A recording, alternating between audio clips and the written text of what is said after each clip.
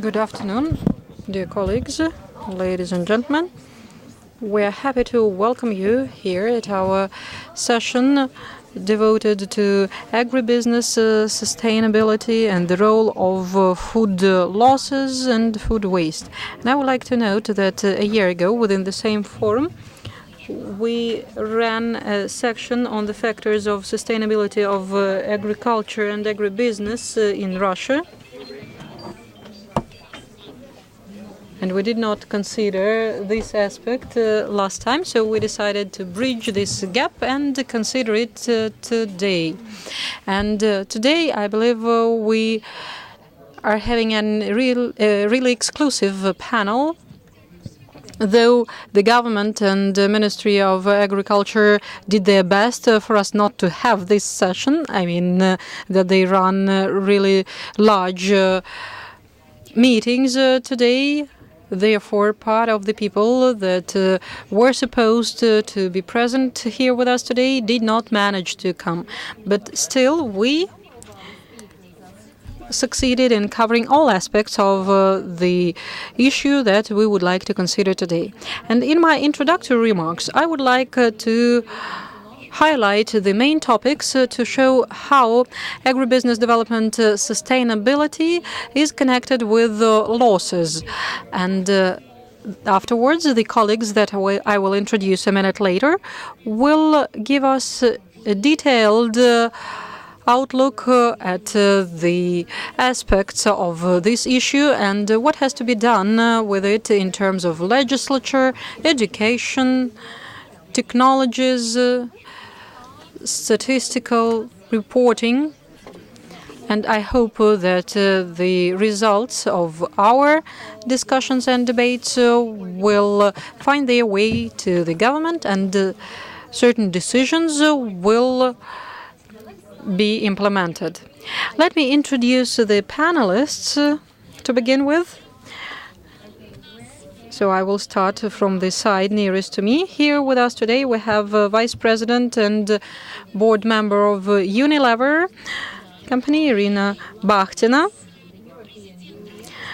as well as President of Russian Grains Union, Arkady Zlachevsky,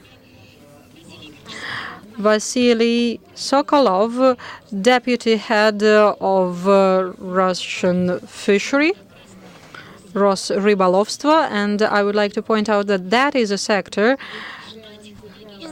whose strategy has found technological solutions fighting losses, and it is really critical, and it will be really informative for us to have a look at their solutions.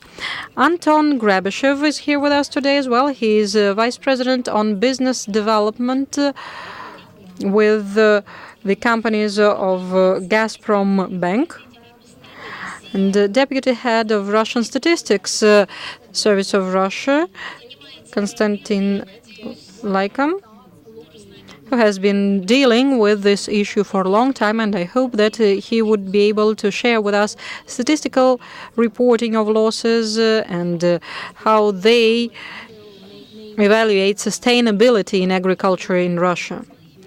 And now allow me to take some more minutes in my remarks to introduce myself. I'm Evgenia Serova, and I had a FAO office in liaison with the Russian Federation that was launched 2 years ago, according to the agreement of the Russian government and the UN Food and Agriculture Organization. The topic of food losses has always been in the picture in agriculture, and in the Soviet Union they tried to address it using technologies. And starting with 2011, this topic has been raised in a totally different aspect globally in connection with totally different global trends. I believe that you all know perfectly well that in September 2015, the UN General Assembly adopted the UN Sustainable Development Agenda with 17 goals and 200 indicators or tasks tasks and over 1,000 indicators of this sustainable development. And today we are going to discuss two of these goals, the second, sustainable development of agriculture, and 12 aimed at effective resource utilization. And within these goals, there is a task to reduce food losses and food waste by almost 2 times. These goals do not word it specifically like that, but tasks really articulate it. So what is the problem today, and why is the world concerned with agricultural and not only agricultural development? And first of all, the World and General Assembly represents all the countries of the world, and the world came to a conclusion that today, to grow and develop for the future, and for us to have enough resources for our kids and grandchildren and great-grandchildren, we have to develop our economy and social life totally differently, as resources are scarce. And from the viewpoint of agriculture, there is a classical example that by 2050, to feed all those billions of lives that we are going to have on Earth, and at the level of income that the population would have by those times, according to fair estimates, we need to increase food production by 60–70%. The value itself is pretty conditional, but it is not that important. The most important thing is that we need to increase by the same level the water and energy consumption. So if we continue the same lifestyle and produce food using the same technologies, we would need approximately the same resources, but in the proportion of 50, 70, or 60. Well, it doesn't matter what the exact figure is, but we do not have these additional resources. And at the same time, we have climate change, and nobody knows where it will take us. And it has certain restrictions overlaid on resources as well. So resources are shrinking. And furthermore, there is urbanization, and cities require more and more water and energy, and they conquer more and more land, and this all entails additional requirements to food production, which implies that we need to change the paradigm and go to new technologies. We need sustainable development of agriculture that would imply such development that would leave resources accessible for further generations. So it's not like a sustainable development that implies 3% today and 3% tomorrow. We're not speaking about percent. We are speaking about preservation of resources for further generations. We cannot eat it all up today. We need to leave something for further generations. And that is why there's a question posed. And sustainable development has a lot of factors, and as I have said, we discussed these factors at the previous Gaidar Forum. But one of the aspects of this sustainability is losses. And as was shown on the first slide, according to FAO estimate, 1/3 of food that we produce is lost from the field to the plate. And again, we can argue about the value, whether it is 1/3 exactly or 2/5 or whatever else. But that is not the point. The point is that losses are resources that we just throw away into the bin. And losing production, we lose resources. We just throw away water, power, and fertilizers, and whatever else is part of our production. So what does this paradigm should include, and what does this new paradigm include? And what I'm showing here, that is not a scientific research, as FAO is not a scientific organization. So that is simply a consensus of member countries. They got together to discuss this question, and they came to a conclusion that these 5 factors are really critical. That is, first of all, sharp growth of effectiveness of nature and labor resource use. That is also preservation and improvement of natural resources. And that is not simply Greenpeace requirement of preservation. That is our factor of survival on this planet. And that is also social development of rural areas and inclusive development of agrarian sector. Because as soon as we exclude some producers and manufacturers from food supply chain, we lose sustainability. And we have discussed it with a part of the panel before the beginning of our session.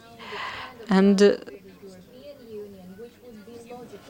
maybe we will have a session on inclusion at the next Gaidar Forum.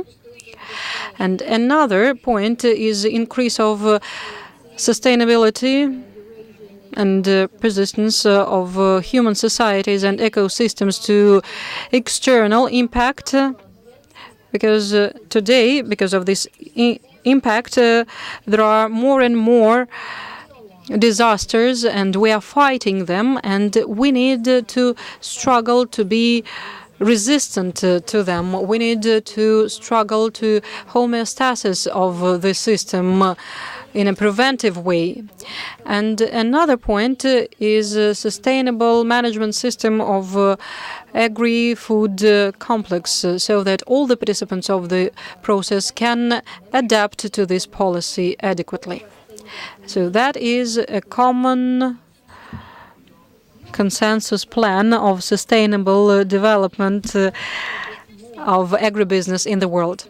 And now let us have a look at why we need to fight food loss and food waste. The first aspect is environmental, because food waste is one of the factors of climate change. The first component is that we use resources that afterwards are just thrown away into a rubbish bin. So that is ineffective use of resources. And the second thing is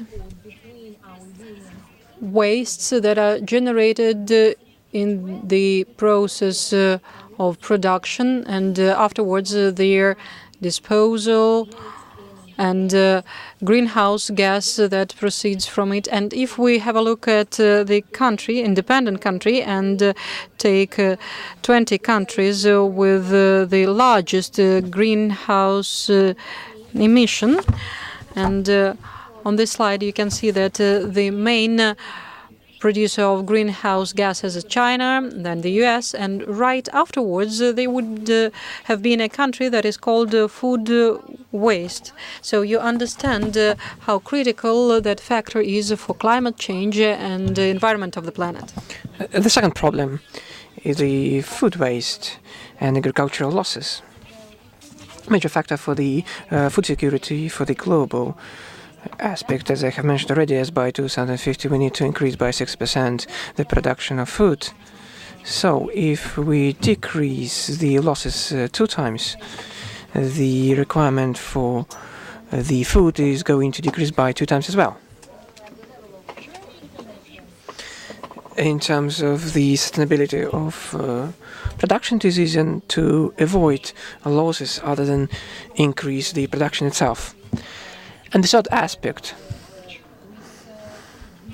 why we need to tackle losses in a global aspect, is that the losses in the UN determination of agricultural food by waste and byproducts, not only qualitative products. For example, this is number of rotten potato, lost grain, fish thrown away into the sea. And it is the quality losses as the food within the production process lost its nutrition components. It might be even hazardous to the health or less nutrient. So it leads to diminishing quality. of products. And today the quality of nutrition is one of the components of sustainable development, which I have been talking about already. Today there are more people suffering from hunger compared with the obesity. It is an integral component. There is a bigger amount of non-contagious diseases connected with the cardiovascular diseases, connected with the these issues. So in our country it is actually relevant problem. So it is a loss in the quality of products and nutrition. So the human takes a rotten fruit which lacks vitamins but which possesses carbons. He gains weight but does not get the quality of nutrition. Next slide, please. Just flavor of statistics. It is not quite fresh statistics. I do not want to speak about area I'm not responsible for, but the statistics is quite low. It is quite funny. It is for 2011, together with this Swedish research, published a report dedicated to the agricultural losses and agricultural waste. This is data relevant for that. Here it is the comparative analysis which we can take a look at. In that in red, these are food waste, which is lost in fridges and on plates, which is a great blue color, which is wasted within the agricultural process itself. So the height of the bar shows the level of this waste per capita. The transportation, storage, processing, production, all these factors are in gray. Maybe it's even blue and red for you. I'd like to mention a very interesting trend that in the developed countries the situation is quite deteriorated in terms of the fridge and plates as the technologies are of high level. That's why more food products are lost in fridges and on planes.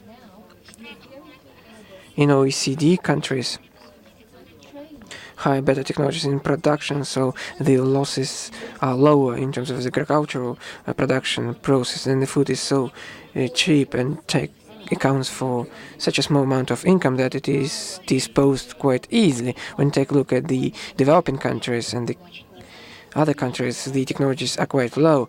That's why much is lost due to the lack of these high technologies of transportation process and so on and so forth. On the other hand, food accounts for a huge part of the income. If it is bought, it should be eaten. So the picture is not quite pleasant for the global development in terms of the sustainability provision. I'd like to mention that the problem is quite regarded by many countries, not only OECD states. The European Union, probably you have heard, there have been mass information about the France. France is one of the leaders to fight the agricultural losses and food waste, a huge state program adopted which already bears some fruit. A huge program and complex program in the United States, including the private sector, participate in this program. Apart from that, this is a huge concern for China, India. In India, there has been one of the best statistical research of losses. It was a state-funded program. In China, just a joke, you all know the Chinese round table with circulating snacks where you can eat just 10%, even if there are 10 gargantua around. It is a centralized planning where these decisions can be made, but jointly with FAO there has been a decision to decrease the portion of traditional Chinese table. It might be a minor thing, but it is not as the fight against losses is based on these small, tiny things, devil in the details, as we say. I believe that Russia is lagging behind in this trend. We don't have a thorough program to fight losses, starting from the field and in the retail outlet and the public nutrition. Next slide, please.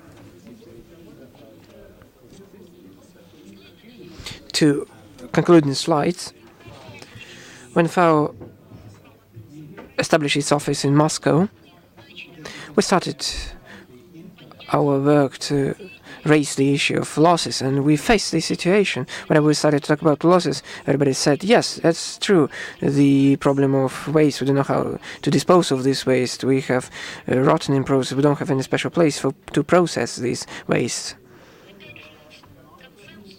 The consensus solution, global solution, that the fight against waste should be based on such a pyramid. The things which have been produced for food should be used for food. If you cannot use it for nutrition, it should be used as the food for cattle. If it is not possible, then it is compost, bioenergy, industrial utilization for non-food purposes, and only at the very bottom of the pyramid it can be waste. Not the waste itself. With my colleague, we represented FAO in Sochi Youth Forum. There were about 120 young people who talked very interesting things, how they fight waste. It is a global forum from all the countries, how they collect the bottles on the beach, the plastic bags in forests. Everybody talked much how to fight waste. And I asked a question, a simple question.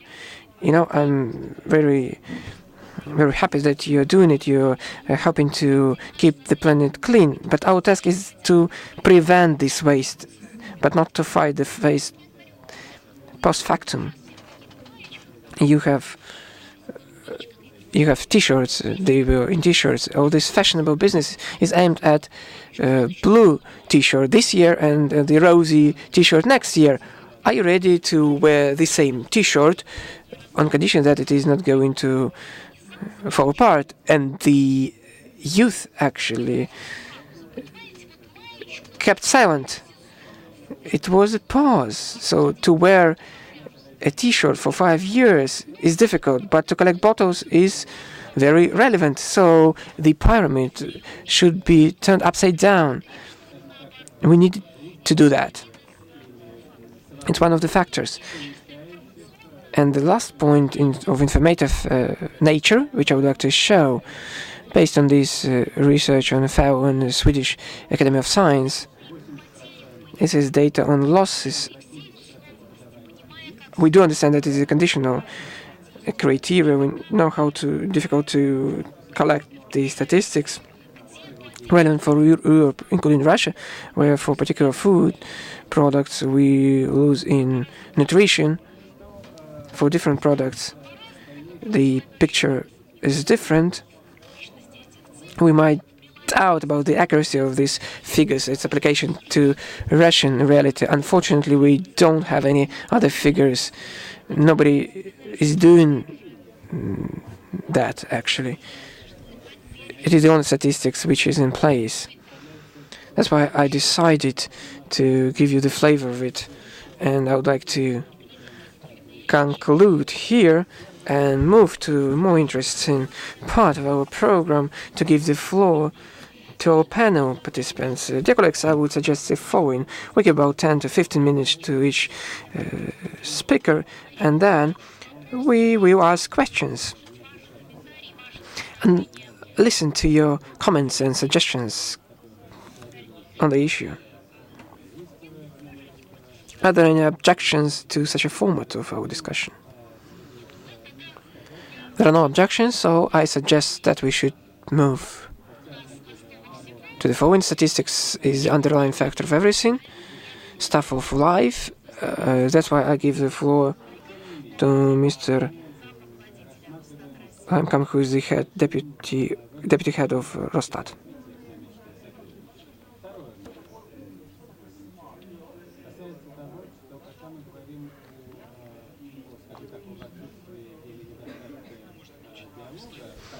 Can I have the first slide, please?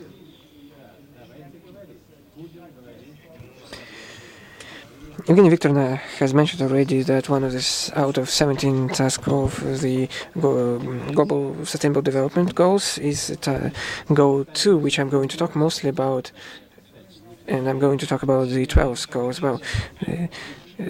Second goal, I'm going to read that. The liquidation of hunger, food security provision, improvement in nutrition, and the collaboration for better productivity in agriculture.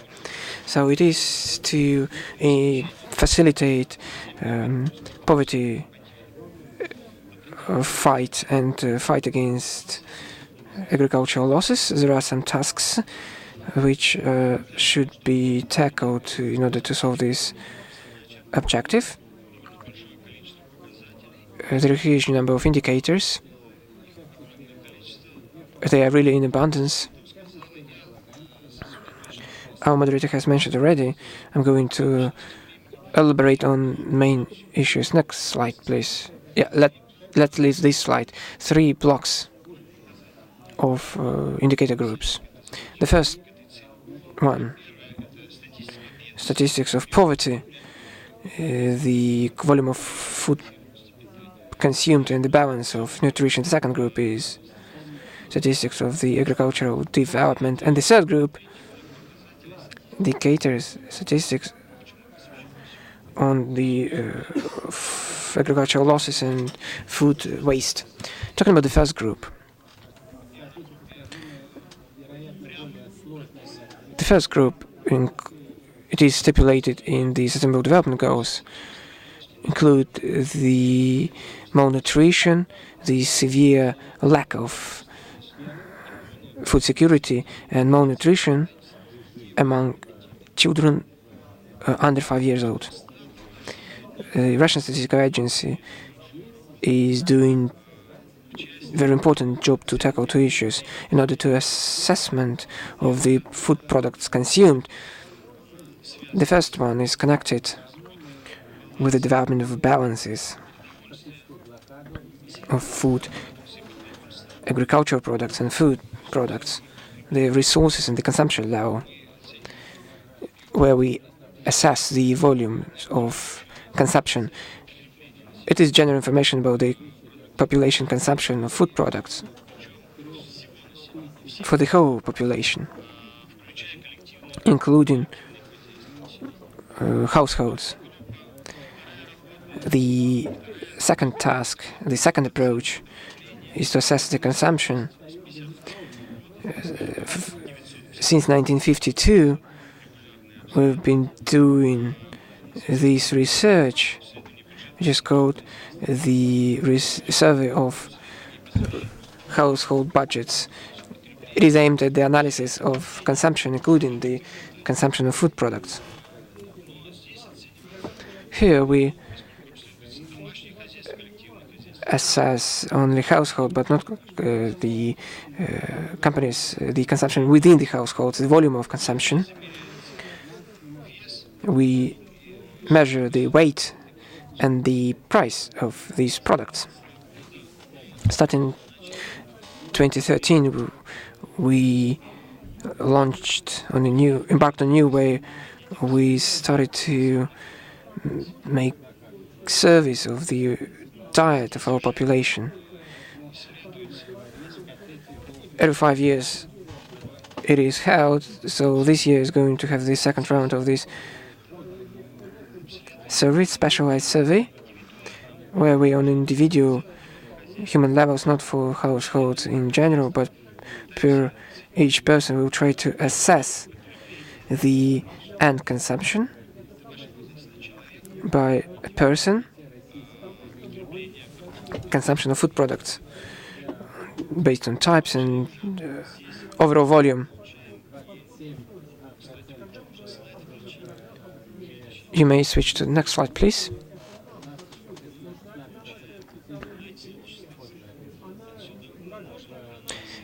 In this regard, we can analyze different characteristics of food in terms of the calorie and many other indicators of the food product quality, which can be analyzed in different social demographic groups. Some of them are only represented on the slide.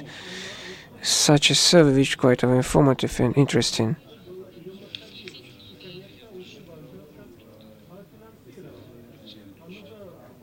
I have to switch it off, actually.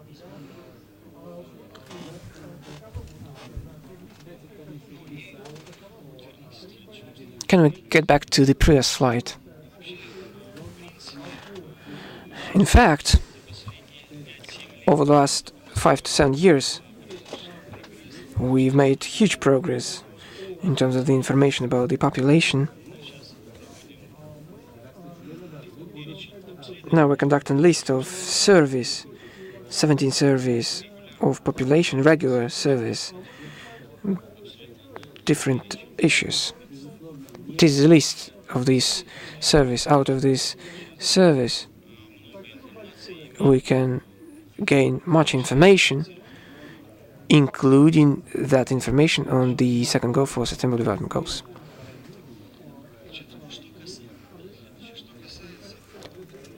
As for the second group of indicators for the agricultural development, in my brief presentation, I'd like to mention the following.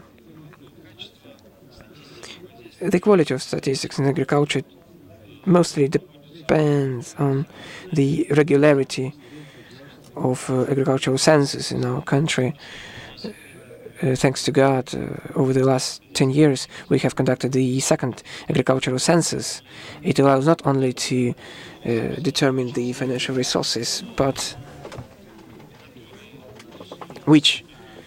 based on which we develop different programs. They are analyzed, different strategies worked out, particularly the program for the development of agricultural sector, the doctrine for the food security, the sustainability of rural areas. But it allows us to, based on these census, we can improve the methodology of the statistics. So this, next slide, please. And according to Census 2016, we have published 3 books with the preliminary results. And if you remember, 3 months after the census, we published first results according to the short program, and last October we had the first volume published, and in November there was the second volume published on the constituencies of the Russian Federation, and in December all our websites of territorial administrations posted information on preliminary results in municipalities. And the presence of this information, and by the way, this year we published all 8 volumes, including an atlas of the census. And this information enables us to elaborate the methodology on agricultural statistics fully. And naturally, once per 10 days is a huge period for our dynamically changing agriculture, and we are not fast enough to change the general congruency, and a new norm was introduced after the recent census that 5 years later, after the general countrywide census, we would have micro-agricultural census as well. And it would enable us to update all the necessary data and adjust ourselves to it. And now we do not have any objective reasons to have low-quality statistics in 18 months or 2 years. So afterwards you can criticize us fully if we make mistakes with good basis. If we are talking about sustainability of agriculture, I believe what is crucial is to measure and correctly define the agricultural developmental indicator. And for us in State Program of Agricultural Development, we use index of agricultural product manufacturing index in all the categories. That is this bottom line here. And in our view, the indicator should be totally different because we need to assess the indexes of products, the goods, and aim it at the growth of goods in this country. And in that respect, that is really growth driver, 84% and 184%. And I believe that after the results, full results of census, this rate will even grow higher. And if we were targeted by at the growth of this indicator, I believe that this growth rate would have been even faster from the very beginning. So we have to pose indicative plans correctly. And now let me talk about food losses.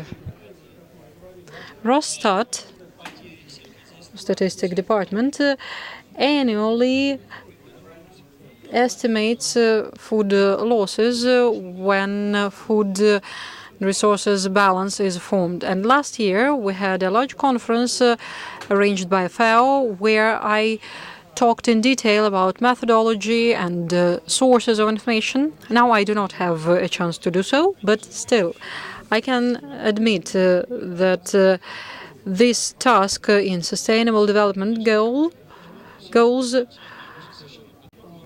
makes us treat this topic completely differently. Naturally, we need to put together a methodology systematically and to define even the types of food losses. That is really a very important thing to do. And by this conference, we have enumerated losses the way we see them, but again, this should be discussed and debated much wider. And here, on the right-hand side, we put down what is present, what is not. For example, the first point, death of agricultural plants is present, and non-harvested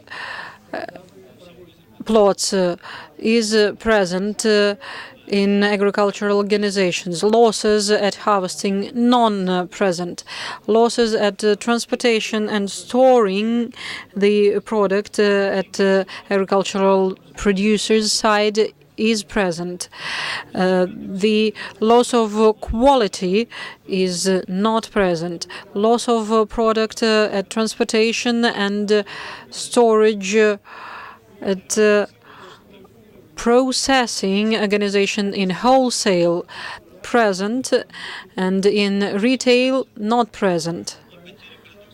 And losses of products in households not present. Though last year we carried out an estimate comparing budgets of households, the proceeds to households, and consumption. So the difference between them can witness certain estimated losses. But it is clear that to have official statistics information, that is not enough. And we need to treat it really more substantially.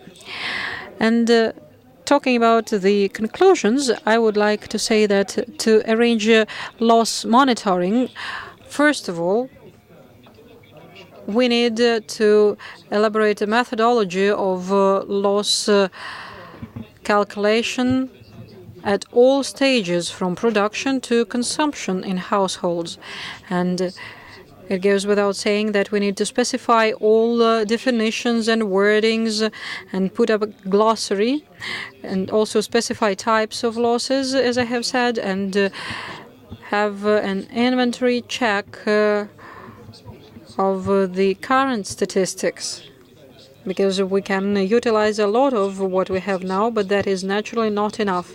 And we are willing to cooperate with all the stakeholders, first and foremost with FAO as a coordinator of work on Sustainable Goal 2 and 12. Thank you very much for your attention. Thank you. And let me now announce a certain preparatory work as well. First of all, FAO praises the activities of Russian Statistics Department, and they are even ready to run the chief pilot project on assessment of losses in the Russian Federation, food losses. And it is clear if we can have this monitoring in the Russian Federation, it will be possible to do so in the majority of countries of the world. And FAO does not doubt that it will take place at high methodological level. So, Alexander, thank you very much for your remarks and for constant cooperation. I have also announced a pretty interesting and curious approach to losses in the fishing industry of Russia. So let me now give the floor to Mr. Sokolov, Deputy Head of Fishery Department, to share their experience with us. Thank you. Thank you, Evgenia Viktorovna, and a very good afternoon to all participants of the forum. This topic is really very interesting and deep, and it can be debated a lot, but as a rule, there are no specific deliverables. And I will start by saying that nobody truly knows the scope of these losses, and Evgenia has shown us a table, and that is just estimates, and they are really arguable. And only technological losses in fish processing at certain fisheries accounted for 5, 25, or and sometimes even 50%. So losses and waste of production is really high. And if we consider again the table from the previous report that Russian Statistics Department is used to assess agricultural, and we came up with a similar table. But in our case, in all the lines, we say that these are all present. So losses really go hand in hand with the fishing industry at every step. And I believe that all other industries face the problem of losses as well. But let me start by something that is closer to our agency, and that is fishing itself. And here losses can be of two types. That is throwing away fish and food fish. And naturally, every fishing industry has some particular features, and we need to compare the results for ecology and society, for environment and society. And naturally, it is good when the output increases, but we should not forget about the environment, because we extract biogenes, we extract the materials that can be utilized in the ecosystem itself. So sometimes this question is really arguable, whether it harms the ecosystem.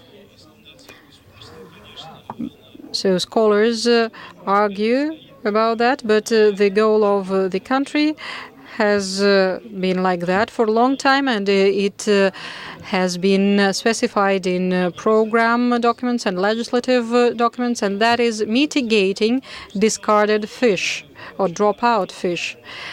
And it is stipulated in the law on fishing and rules on fishing. And every fishery has certain rules elaborated, and there is like the central line that discarded fish is prohibited. But there is certain dualism here, because in the Russian Far Eastern rules and northern rules, there are certain reservations that in no case it is allowed to take crabs and shrimps, irrespective of their condition, whether they are alive or dead. A fisher has to throw them into the water, throw them back into the water, no matter whether they have any quota or not. And this practice has been borrowed from the US, that introduced this rule much earlier than us in relation to sea bass, for example, deep water sea bass. So that is the fish that dies when it is taken up, though crabs are really very viable. But still, these restrictions were imposed because a fisher, using these prohibitions, changed their fishery activities. For example, their focus is the fish of less value, but as they catch fish of higher value, they can change their focus. So it is really hard to track and trace all that, and that is why stringent measures are imposed to be able to preserve these precious types of fish, not to have a chance to show it as a bycatch. And another sphere is scientific research. And if you remember the development of fishing industry a decade ago, if it is a scientific research, it was allowed to process fish, and it resulted in very large scientific quotas. And science, instead of focusing on scientific research, focused on making money. And there appeared new users that penetrated through science, and gray schemes were elaborated, and a decision was made, and it was not easy. It was settled at the level of the president of the country and the board of the State Council, though there were some governors that suggested using these products for kindergartens, for example, and not throw them away. But the decision made was really cardinal and tough, and it was targeted at immediate halt of corruption schemes in this respect. And the necessary effect was obtained. Scientific quotas shrunk, and it turned out that science did not need those volumes, and science started focusing on science per se, not on business. And now the question in terms of scientific quotas or their disposal is on the agenda, but at least this country takes a stance. And by the way, we feel really fragile because of some neighbors, because in Norway they have a prohibition,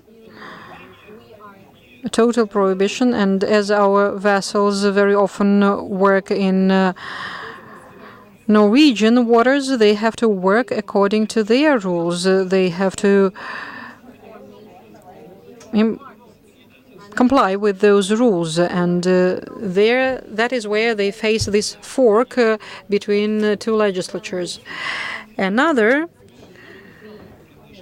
example can be the poachers' products.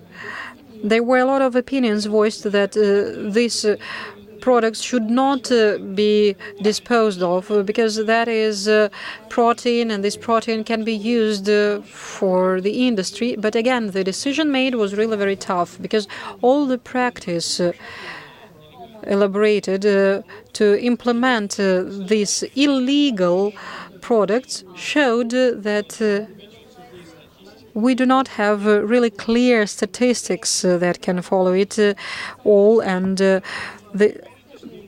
furthermore, we do not have full traceability of the products, so we cannot be totally confident that these products would go where they should go and not be used for yet another grey scheme and illegal profit.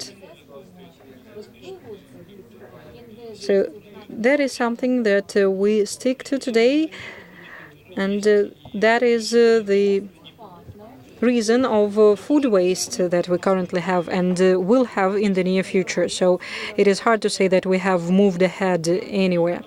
As for the fisheries, the rule stipulates clearly that it is not allowed to throw away fish, with the exception of certain specific cases. And in some places it is totally prohibited, whereas in other cases there are certain exceptions.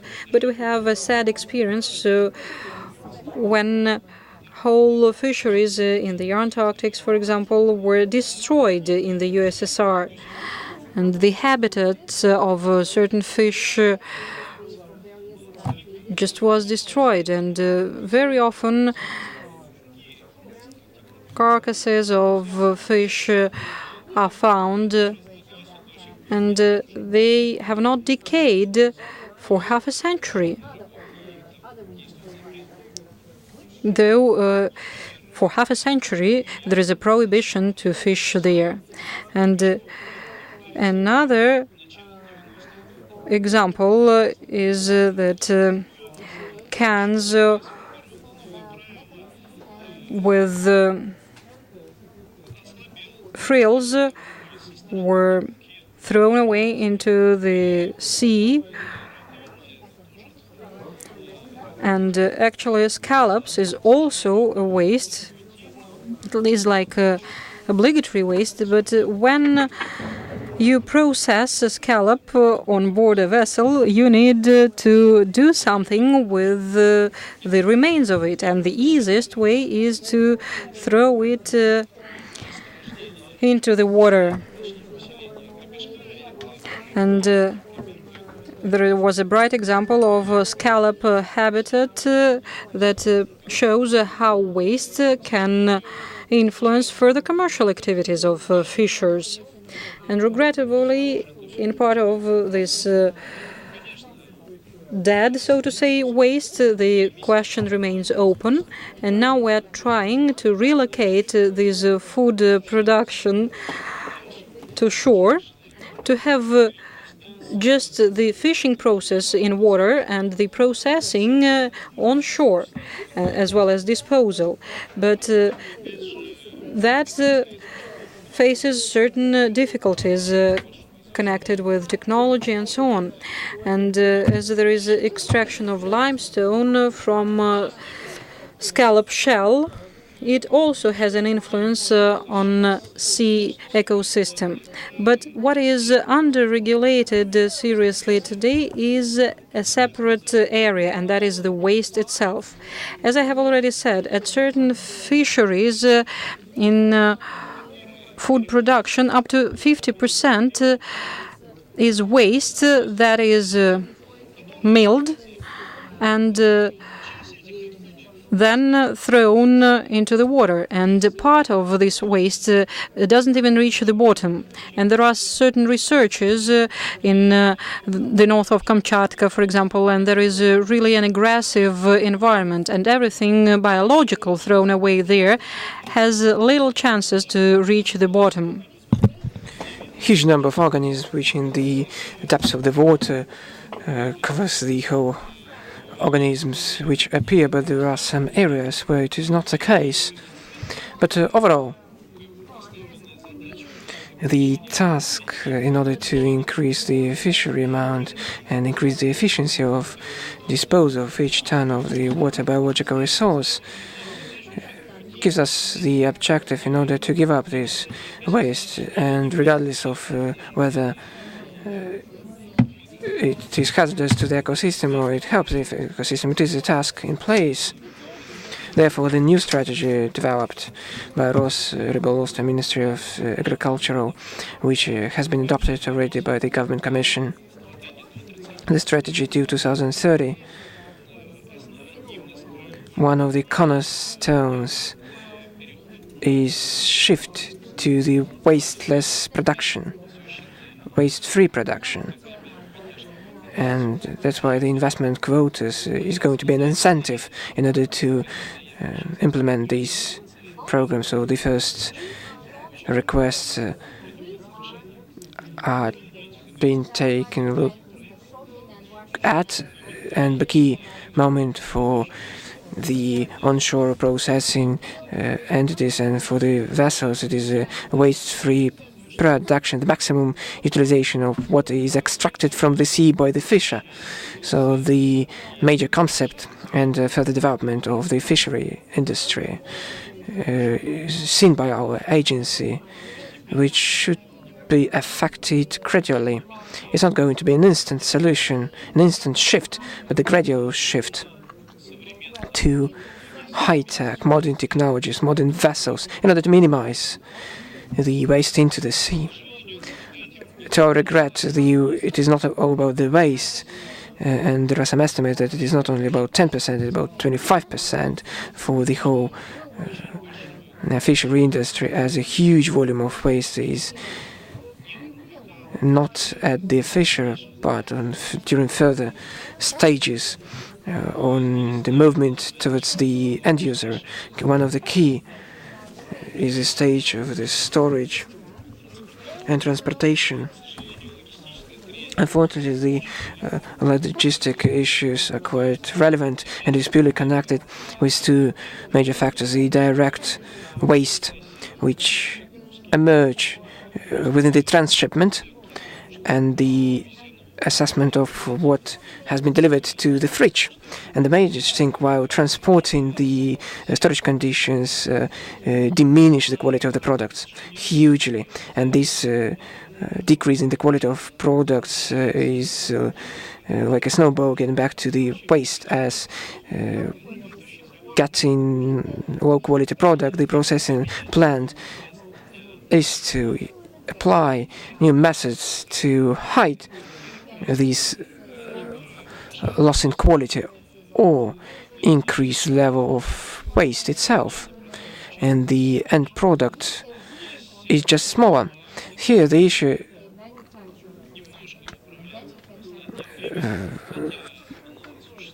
has been tackled recently, but it is still relevant.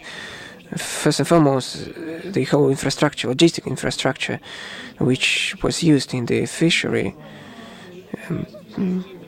as in other industries, inherited from the USSR and wasn't overhauled at all. 2/3 of fish caught and the products caught, and of course the transportation is within several thousands of kilometers, has a huge impact on the whole fishery products. And it is not a secret that in central regions one of the major issues, which is voiced, where can I get hold of a high quality fish? It is a problem.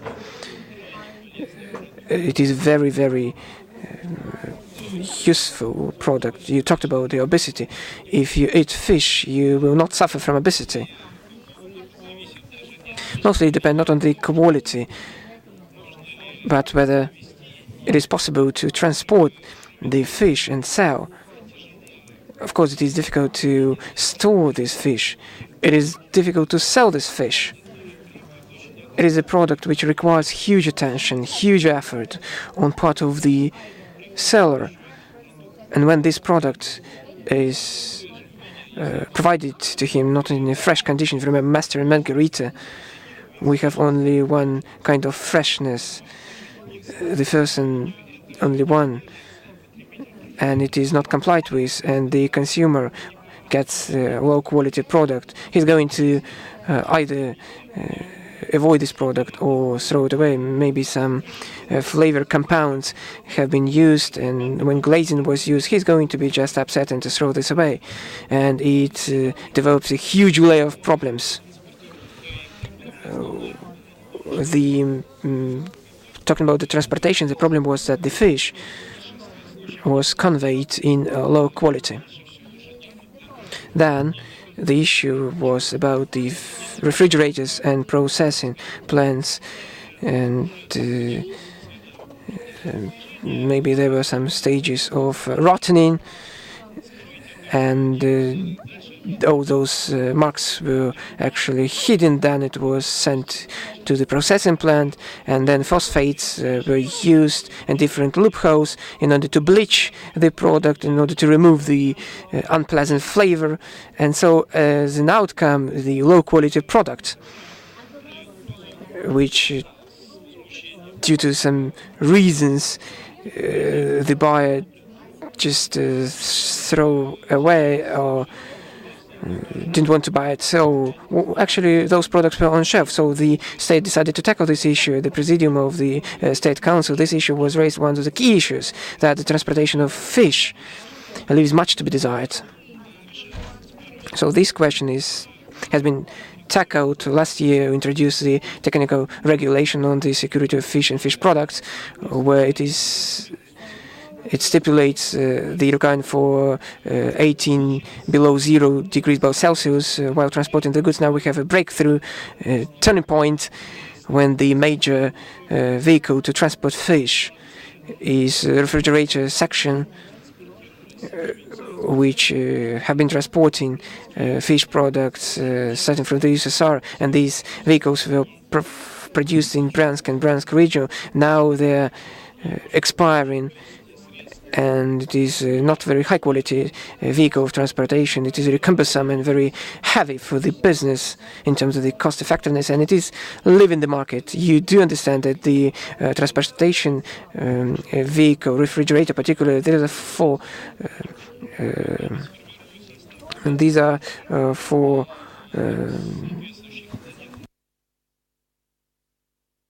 cars with refrigerators. If they are not full, they're not going to move anywhere. So it is very inconvenient to have these cars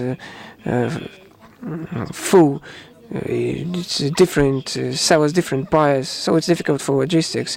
Different destination points, also an obstacle to the transportation. So everything boiled down in terms of Far East. Everything was transported to Yekaterinburg. Then there was the stevedoring handled. Then it was frozen again and was forwarded to different destination point in European part of Russia. So these vehicles are leaving the market. And so what do we have instead? As a traditionally has been used in post-Soviet period, thermos cars. It's bad invention can only transport the fish during winter time when the temperature is very low. But we now have a warm winter.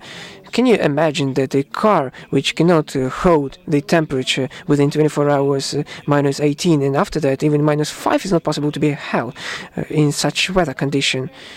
So what is going to happen to this fish? The technical regulation, the question about the control only, it is obstacle to that. So the question about control, if the control is sufficient, a huge pool of low-quality transportation vehicles are going to leave the market. As an alternative, we are actually developing the road transportation by truck. So the issue is about the effectiveness, and refrigerator containers are also in place within the strategy, which has been supported by business. We're developing corresponding terminals. Business does understand that it really, fishery business particularly, it really is dependent on the transportation carrier. It depends on the bottleneck, which is port. For example, Vladivostok port to go through this port 5 years ago was considered to be a very bold move. The groups didn't work, the refrigerator didn't provide for a temperature, and everybody starting from the Prime Minister were going to eat this sturgeon food, and they were to tackle what was going on in Vladivostok, how to get fish in the territory of our country, these refrigerating containers, which in terms of the technical issues we were allowed to give up this idea. And different thing is the implementation, the question of waste, which are not under VAT tax, all other things are under VAT. And it is the comprehension of the waste issue itself on part of not only the buyer but on the seller. It is the issue to be looked into, should be elaborated on, and all these chains are not within our program. They are in different agencies, and sometimes they are not regulated at all. So we do bet on re-equipment procedure in our fishery industry and our port industry. All these efforts taken by Rossellcho's watchdog will allow mostly to get the final realistic picture. The capabilities of Rostad, for instance, they're quite low, and take into account that SMEs don't have to provide report. We cannot even provide the data on the fish harvesting. We need to use different leverages, different data. To speak about the waste, thank you very much. I do believe that congratulate the Russian citizens that everything is not that bad, and this industry is demonstrating through approach to waste. You were just saying that there's a question of implementation of what we have thought of, but the strategy of development for the industry till 2030 tried to look into the whole chain and found some regulation and technological solutions. I would like to state that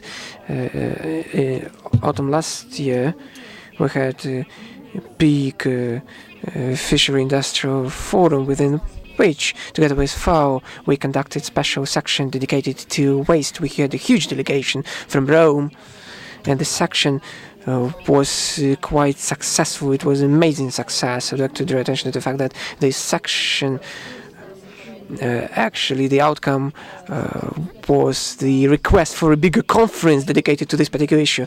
And maybe we are going to organize this conference. And if you're interested in that, please do participate in that. I think that it will be of high interest. Mr. Grich talked about the bottlenecked Vladivostok port, particularly. We have different cases where the ports are bottlenecks as well. I'm going to give the floor to Mr. Zlachevsky, who is the president of the Grain Union of Russia. Thank you very much, Evgenia Viktorovna, for this introduction.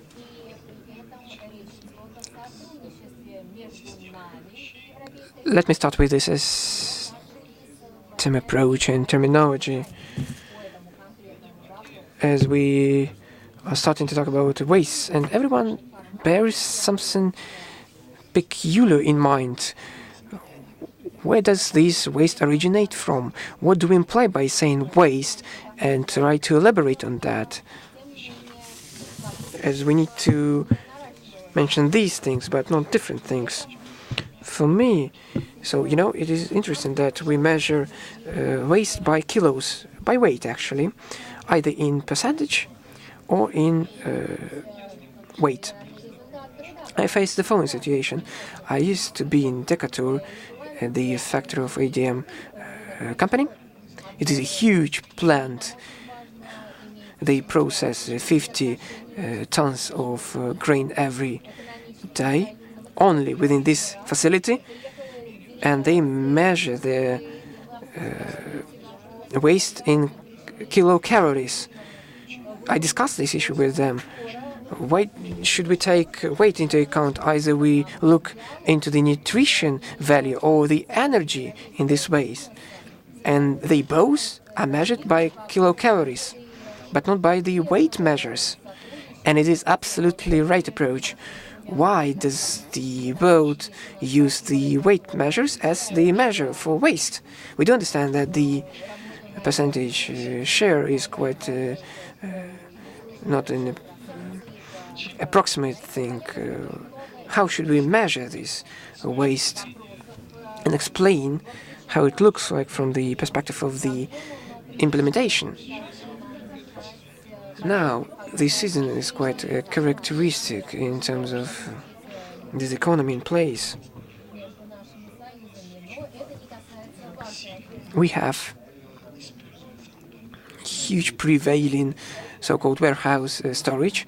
The peasants store their harvest in warehouses where they keep their equipment. So it isn't a specially equipped storage facility. So the temperature is different and many criteria are not complied with, and the grain increases in weight. So in terms of the kilos, we have added weight, but it becomes heated and it rottens. So we have waste in the nutrition value, but the weight increases, but doesn't decrease. So over a long period of time, it has been the case that we regulated, and prior revolution practice, we regulated and talked about the natural laws. What is a natural laws? How can it be regulated? Why does it happen at all? While storing grain, it is the laws within 1%. All the norms and rules are stipulated. Everything is complied with. Everything over these natural losses can be considered as non-reasonable losses, happen due to some reasons, either the inappropriate storage conditions, or some fraud, and so on and so forth. And based on the practice in place, how can we assess the losses? How can we regulate these losses in terms of regulation framework?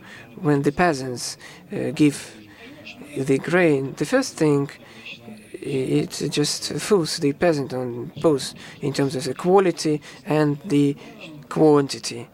There are some flexible equipment facilities to decrease the weight and decreases the quality of products in the special labs, and it gives additional volume in terms of weight or quality, and of course it impacts the economy. There are some money benefits for the special warehouse facilities, but it is a loss for the peasant. It is economic loss.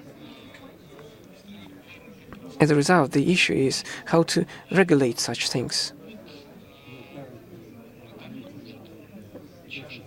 We've been thinking about it for a long period of time, try to create some norms and rules in terms of laws, and to apply it not only at the stage of natural laws, which is called natural laws, as it is not possible to avoid, but how all other things can be limited. And I have the following conclusion, that there are no other tools rather than economic, not possible. And these economic leverages and economic tools purely relate to the cost of products, and the cheaper the products are, the more often we're going to face losses. So only it is difficult to avoid. So look what is going on this year. I assess the approximate level of losses per the current harvest, grain harvest, amounting to about 10 million tons. Can you imagine the volume? Why does it happen? Why is it such a breakthrough? last seasons, this level was lower. Moreover, we had seasons when the losses decreased at a very rapid pace at all the stages, as every kilo cost money, and loss of it just had a negative impact on the whole supply chain. Now the cost is very low, and the picture is the following: the peasant would be able to store the volume, not to keep it in his own storage facility, but this peasant knows that the economic losses will exceed, and if we calculate through the whole supply chain, he put these losses in absolute terms, in money. He's going to provide this grain to elevate a special facility, and the money fee is taken for the storage in this facility, as it is going to dry, and it costs some money, about 200 rubles, and then he's going to fool this peasant around in terms of the quality and the quantity. So you need to anticipate some losses, then you need to pay approximately 90 to 100 rubles per each month of storage, and usually you have to keep this grain within 6 months, within this winter period when the huge losses take place. So we multiply it by 5 or 6 months. Anyway, it will be 400 just vanishing, and it will total 700 rubles lost, and then the elevator just would put a huge price for loading, and on average that is 300 rubles to load a car, railway car, but we can consider it even at the minimum cost, and still this loss will amount to 1,000 rubles per every ton. And the present average cost of this grain that peasants can declare to the buyers is around 5,000 rubles. And I'm talking about wheat now.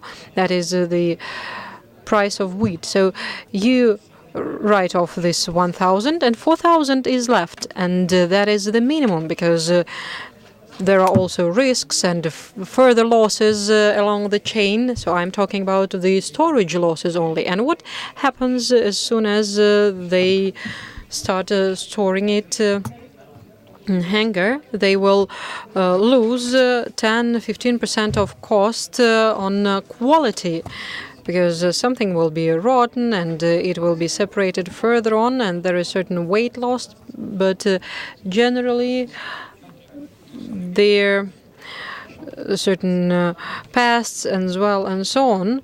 And it is clear that the third level of quality will not be kept in a barn, and there is a pretty good premium for quality. So everything started with class 4 and lower goes to a barn, and that gives 600-700 ruble loss. But still, that is an economic loss, and 1,000 rubles will be a price for preserved product. So economy-wise, it is better to store in a barn. So, but still, you will lose more money, so it is not profitable. This preserved product is not profitable. But as soon as it is profitable, all losses start going down all along the chain, because everybody starts thinking about preserving the resource. And you can standardize it all only through economy in the process of production to delivery to consumer. But there is another problem turning up, because the main loss in food is focused in consumer sphere, not in production sphere. And that is where you cannot regulate anything through economy. and you cannot order anything there, because no matter how much the product costs, everything will depend on how large your pocket is. And expensive products will not be affordable for low-income pocket, and for a rich pocket it doesn't matter whether they lose this expensive product in storage and rotting or not. So logic works only in production sphere, and the problem of consumer losses cannot be bypassed anyhow else but through information, training and upbringing. And for a poor pocket, any loss, economic loss, will be something grave and sensitive. So the main question that they will focus on will be preservation. But another problem is that they are sold a low-quality product that they have to throw away simply.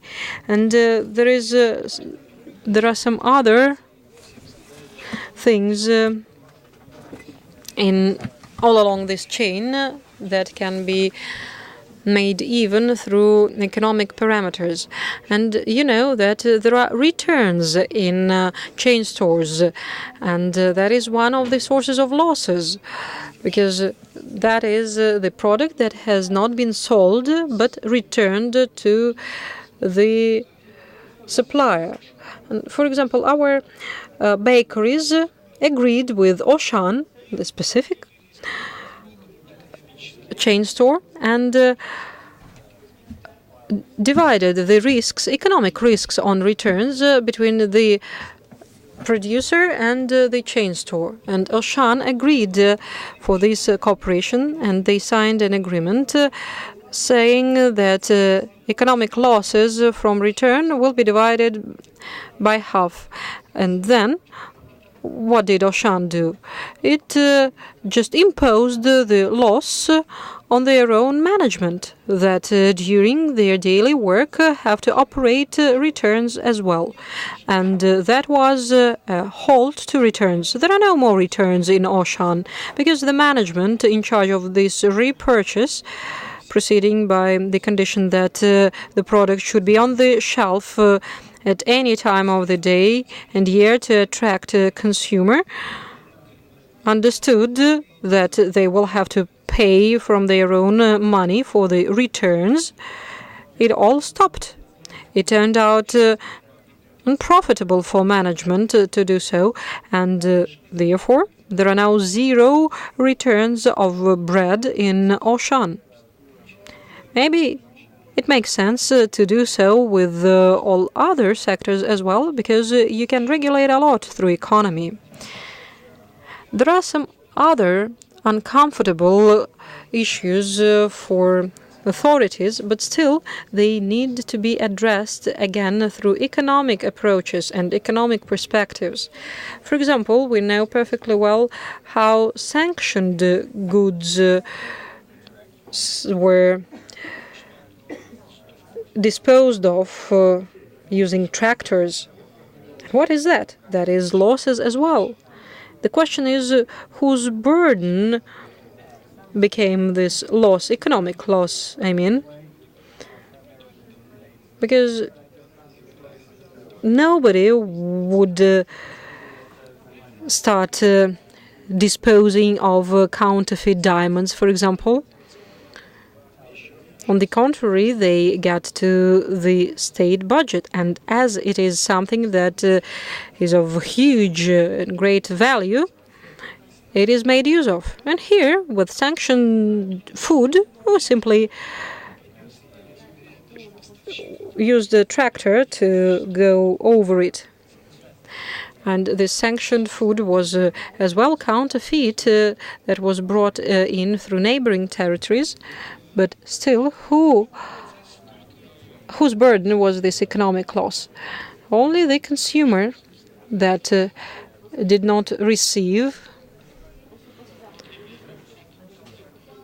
high quality, good product at an affordable price. Nothing else.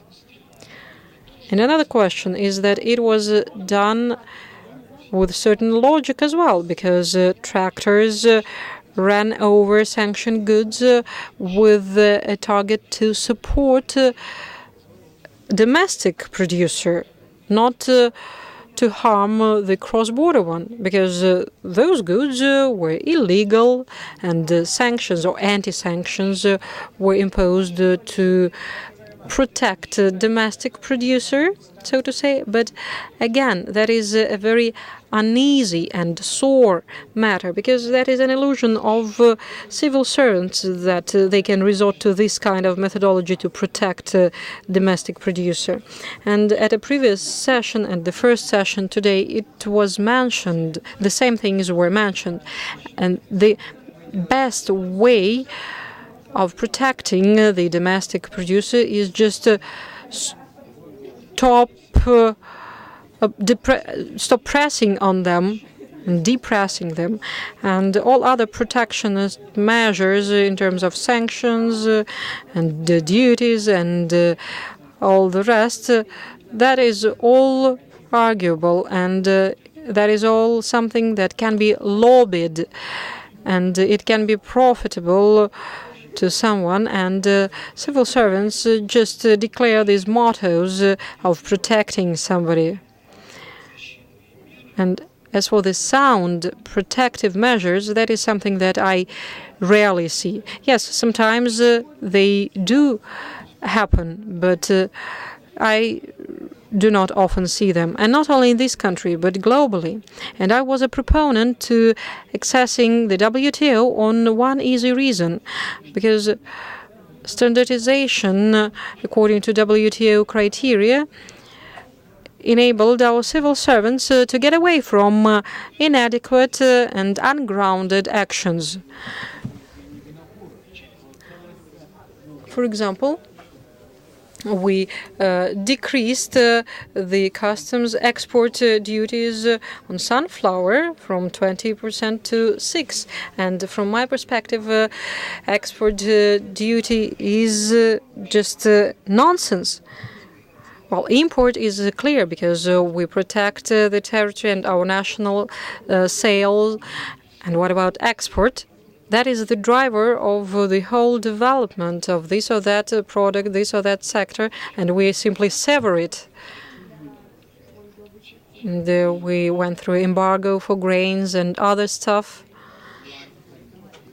And I can voice yet another thing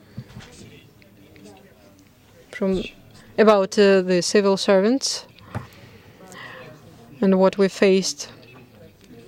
So what are losses and how they are made up, and how we can incentivize losses in terms of inadequate regulation?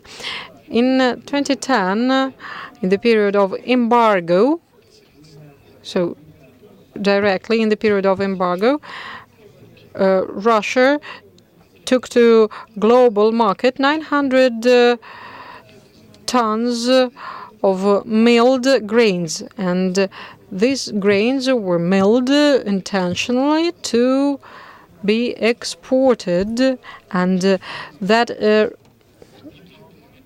entails losses automatically, because the losses there are really colossal. And there was another story about a boat that was loaded in Vostochny port in the Russian Far East for Japanese who purchased grains. And our embargo was imposed on the 15th of August, and on the 11th of August they received all the necessary permits. But then, I don't know, the engine broke down, and the vessel did not manage to leave the port. And then it was the 15th of August 2010, and embargo became effective, and the decree stipulated not the prohibition to export, but the prohibition for a boat to leave the waters of the Russian Federation. And it took us a huge effort to deal with this boat of 3.5 tons. And the boat stayed in the port for half a year. And you understand that it could not be accepted back into the Russian territory. So in this half a year, you understand what happened with those grains. So these are the roots, and we have to deal with the roots, with the foundation of loss formation. And all the foundation is turned up in the economic sphere, and the stimulus is in economic sphere. So that is something that we need to fight. Thank you very much. Arkady Leonidovich, thank you very much. I believe that it is a really very curious program of further activities, and I would like to remind all of us that now a program of Agri-Food Business of Russia Development Complex is under development, and there should be a section on cutting losses, and I hope that the topics that we have touched today would be reflected there. And now let me give the floor to Unilever, that is a large food company that is one of the main fighters with the losses in the global arena. And very often it so happens that international companies grow and elaborate these programs somewhere in the world, but they do not have anything in Russia and in Russian market because they do not have the governmental understanding of the need of this kind of fight here. And we have faced it with many companies that I will not name, and they come and say how they do it in Europe and in the US, and we ask them, and what about Russia? And they say, no, we are not doing anything in Russia so far. And the case of Unilever is not that one, because Unilever has a lot of experience in this area in Russia, and Irina Bakhtina will give us a deep understanding that they have in the company of our problems, and I'm really happy to have this expert on our territory. Thank you very much, Evgenia Viktorovna, and thank you all dear colleagues. I'm really happy to listen to you, to hear the issues that you have in fishing industry and grains industry, and there are really a lot of interesting things, and we need to start thinking about it. And really, we need to agree about the terminology, because we measure losses in tons at all the stages, and I will speak about it later on. And maybe it is accounted for by the fact that we are also processor of non-food products, not only food, but unification of all the results and calculations. That is also always tons in our case. And Evgenia Viktorovna talked about doubling. You said 60%, and I corrected you a little bit, because in fast-growing countries, they say that these will have to be doubled. And on the other hand, what is expected of us is that we would reduce environmental impact twice in terms of how we produce these goods. And that is not a new task for Unilever, because in 2010 we adopted our sustainable development plan that stipulates that we will double the output of our business, reducing the environmental negative impact at the same time. And now let us have a look at the conditions that we are doing this all in. And my colleagues have mentioned that. And what does end consumer expect of us? They have their own lifestyle, their own quality of life, their own way of life that has increased even in developing economies and in China. And if we are talking about the requirements to raw material suppliers, if it is husbandry, they would not like to have pesticides or herbicides. That is a problem that is everywhere, is heard and discussed and seen. And if consumer sees this as ingredients, they would be put off by it. They are expecting organics. And what is organics? That is really very costly. So mass and global supply chain are not ready to feed all China with organics, because if we do so, I'm afraid no agriculture will be able to cover it. Locality, inclusivity. Everyone wants to have the tomato not from China and not from Spain, but somewhere in the south, from Rostov or in close vicinity. Talk about the conservatives. So everyone wants to have fresh products. The producers shorten the life cycle on the label, even if it is possible for the product to be on the shelf for a longer time. We wanted to have 3 days. It means that the conservatives are in low number. The label in many layers compose it in different components. Polyvinyl chloride was given up, and according to our sustainable development goal, everything has its own impact. We store products for a low period of time, and it of course touches upon the transportation, the content of the products, of the conservatives, the freshness, life expectancy, the security. We talked with Alexei, and he mentioned some cases with Lactalis, 1 million of cans, salmonella issue with the nutrition for children. It's going to be a loss.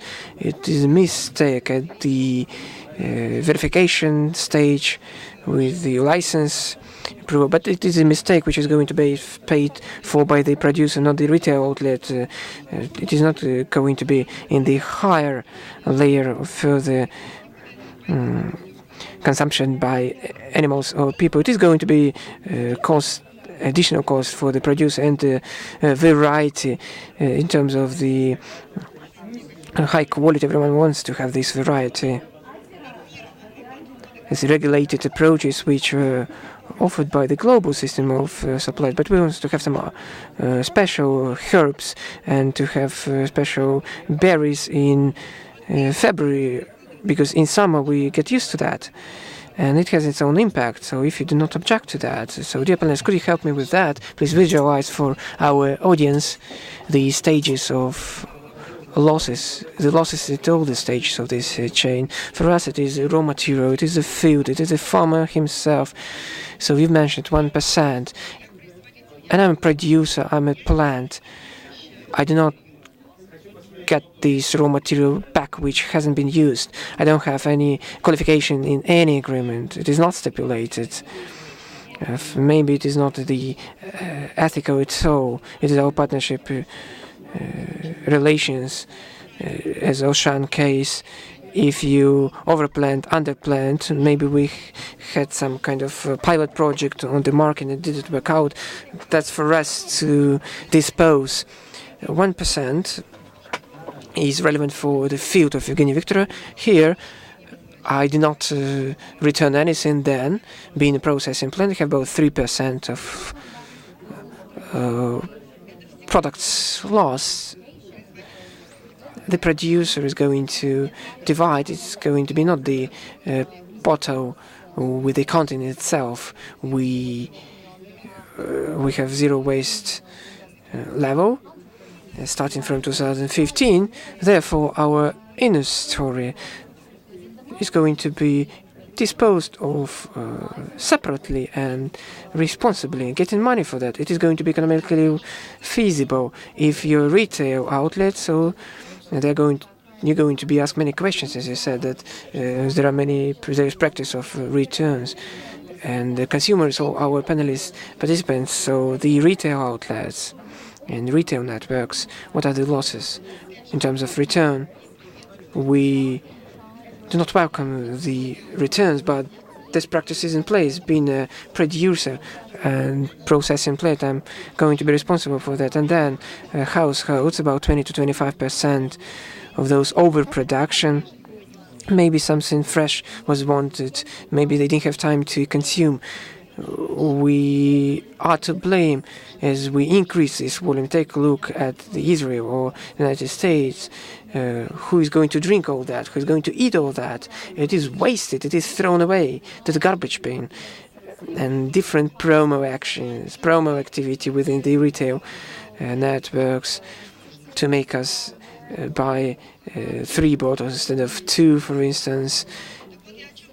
What am I talking about? If all this chain, which has been mentioned already, talking about this through approach, who at every stage is going to be responsible for the utilization or disposal of this project, economic feasibility of this? You see that under the law on waste disposal, production waste disposal, that is a responsibility upon the producer under the regulation. So the producer is to take all the package left and you dispose of it according to the regulation.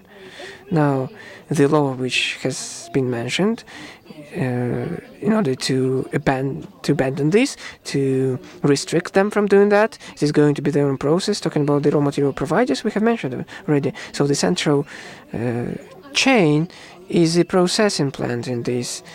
Let's take a look at the waste of ready-to-use food products. The last point I would like to mention how it is solved for us. We are quite careful about what has been produced and how it can be disposed of. At the first stage, you need to opt for the methods to lengthen the shelf life of these products and to somehow use the surplus products. We work with Food Bank, and one of the most successful stories is to expand our logistic leverage in terms of the disposal, the economical leverage. It's food banking where such products, returned products, we have surplus here, so it can be transported to retail networks. It is a logic approach. It is a logical step. And why is it not that economically feasible? Victoria Krisko in Food Bank rules, if she's going to be given floor, it is economically not effective as to give this not sold products. I need to pay 38%. So there is no VAT, but there is a huge list of documents. It's better to pay this VAT, and it is going to be taxable profits, 38%, to give to people, those in need, consume normal, ready to be consumed within the life expectancy of this product, which was not expired, but in order to put it under the surface, it's free. You just say that it is expired product, and the law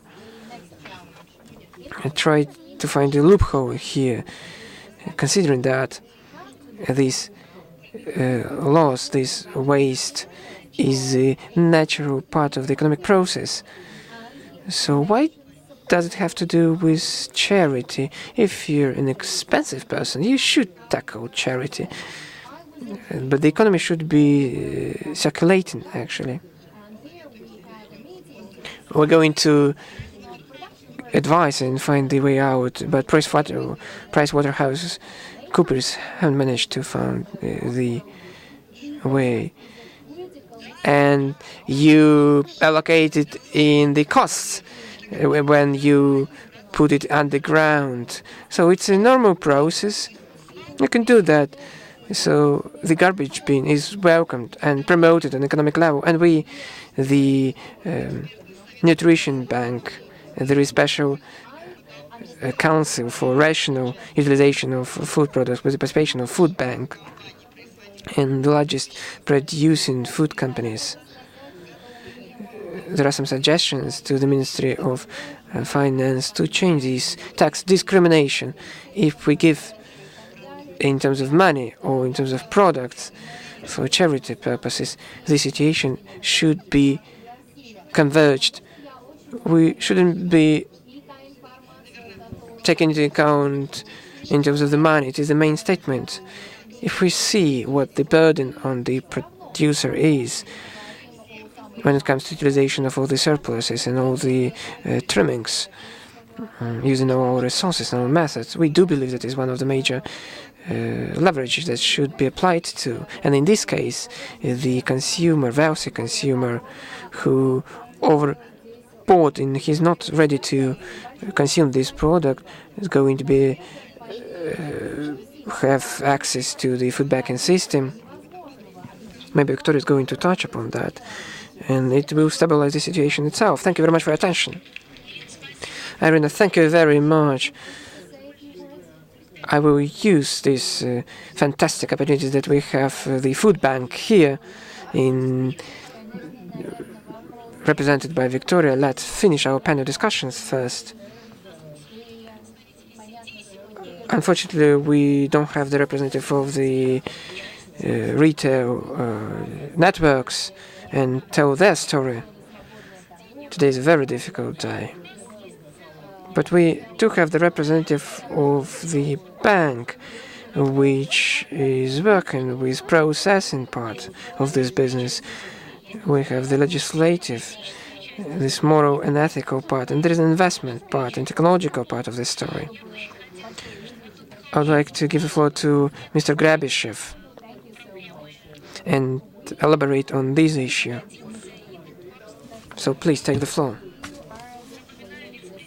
The Vice President for the Business Development with Agricultural Industrial Complex. Do you have my presentation? So could you have the title, please? The question is how the bank influences the losses directly. There is no influence, but taking into account our expertise in the financing of the industry, we do understand that within the whole process, the wastes and losses are reducing. It is clear to everyone that now in Russia over the last 10-15 years there is modernization of the industry, overhauling of the industry, whatever you like to call it, and this is a unique opportunity to get as it come a high quality production facility with minimum level of losses and waste. Having analyzed our work over the last 10 years, we understood that everything which is financed, quite effective production facilities, everything which is produced in Russia in production, particularly is built based on the best practices, best equipment, best technologies, and the level of waste is minimal. It is even lower than compared with OECD countries in the United States. I'm pleased to mention this. We see that the economics is understood by the investors. If they do something which is not efficient, that will bear no results at all. It is not going to be appropriate return on the project, and they will not have certainty about tomorrow. Next slide, please.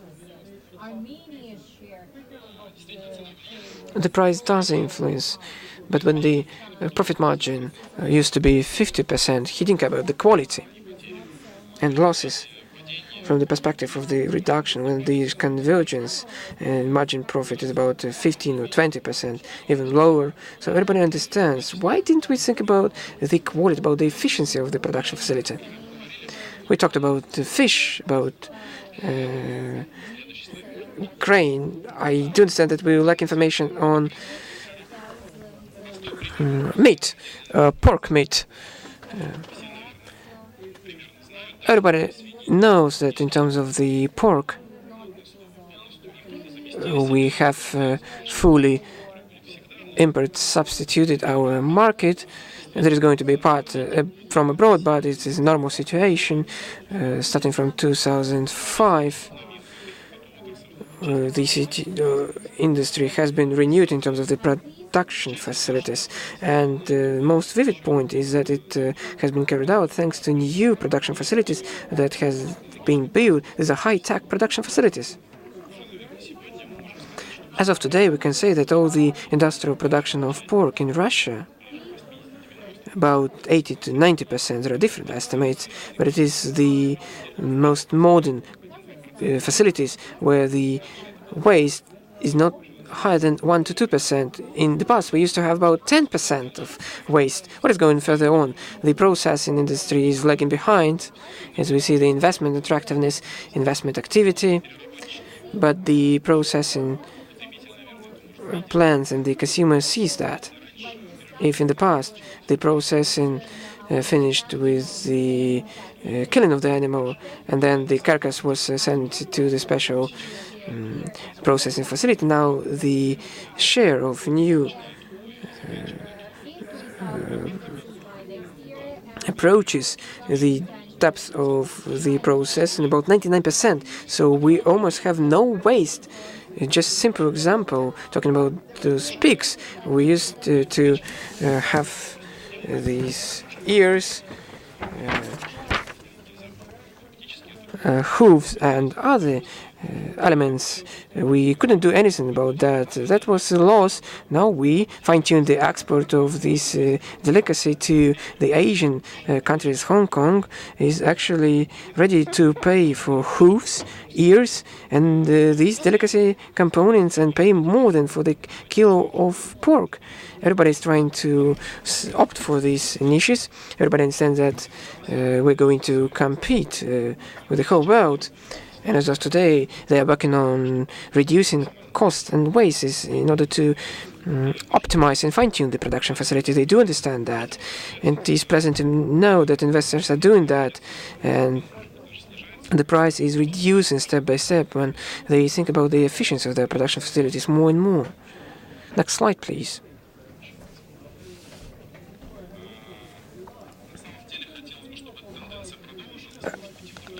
I would like to see the continuation of this trend in other industries as well, and the measures of public support should be aimed at that, as the volume of subsidies and incentives and other ways of tax and non-tax nature is quite huge. It is not reducing. It might continue growth or may not, but there are no criteria for the efficiency. There are some areas to be developed. But we want to see that all the participants of the market, from the investors to the state, should understand that we need to develop those who are efficient, who have achieved the maximum level of efficiency.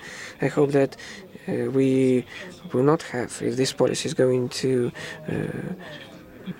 be conducted, we're not going to let them enter the industry other than tackle the implications. Thank you very much for your attention. Thank you very much for your introduction and for your presentation, a kind of element of optimism in our panel. Dear colleagues, we have a couple of minutes. I would like to give the floor to Victoria Krysko, who is the head of a unique phenomenon in our area, the food bank. There have been some references to her issue, actually. I'd like to mention that this bank in the international arena, and it is well known. I learned about it being in the headquarters of FAO in Rome. We knew about its existence. Why is it unique? There is a huge number of banks like that in Germany, in Brazil, but in our country we have the only one. That's why I would like to express my gratitude to them. The initiative is unique itself. Secondly, this is the institution is on the one hand allows to tackle waste within the whole production chain. On the other hand, it is a huge social program which allows to help thousands of socially not protected part of the population. I would say the million of socially unprotected citizens. Talking about Russia, thank you very much for this floor. The food bank in existence is not possible without the help on part of the well-known producers and agricultural global organization. Our food bank, a bank of food, we have been existing for more than 5 years, and we have managed to achieve much. We've giving about 20 million of kilos of food and non-food assistance to more than 20 million of people who are in need. Officially in Russia, we're working with the Centers for Social Welfare, for Social Sustainability, different non-profit organizations, different confessions, giving on a regular basis different categories of products, food products and non-food assistance. We talked much about the chain, at which stages these different products emerge, which can be given to those people who are in need. Firstly, these are the producers, and our foundation has been cooperating with these funds at different stages. So at different stages, we have the opportunity to provide different groups of products, dairy products, canned products, and the green grocery on a daily basis. About 1,000 tons of dairy products we provide to different parts. One project is called the products to help mothers. Then we work with our retail network. We are the partner of X5 Retail Group, Dixie, Pila. We are working with Ashan and Metro retail networks in order to have the opportunity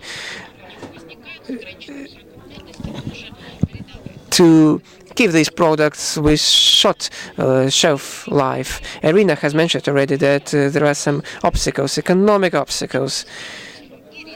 And naturally, neither the producer nor the retailer would find it profitable to transfer it to those who are in hard conditions today. And they understand it. They are all socially responsible. But when their financial departments and top management considers the fact that they would need to pay for 38%, naturally they will not be willing to do so.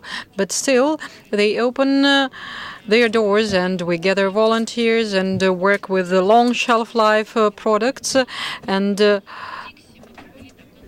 starting in October, we ran a marathon. We gathered goods and food for elderly people that live in remote areas. But naturally, that is not enough, and we need to develop all this. And today, it was mentioned that the leading producers and leading retailers and leading trademarks, with the participation of FAO, we have elaborated an expert council on the basis of PwC, because they are considered experts in taxation.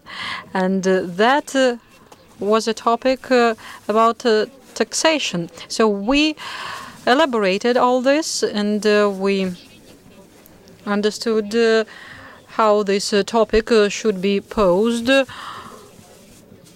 in terms of the food and products sold. And now we are communicating with the Ministry of Finance and Ministry of Labor and Social Protection to gain their support as well,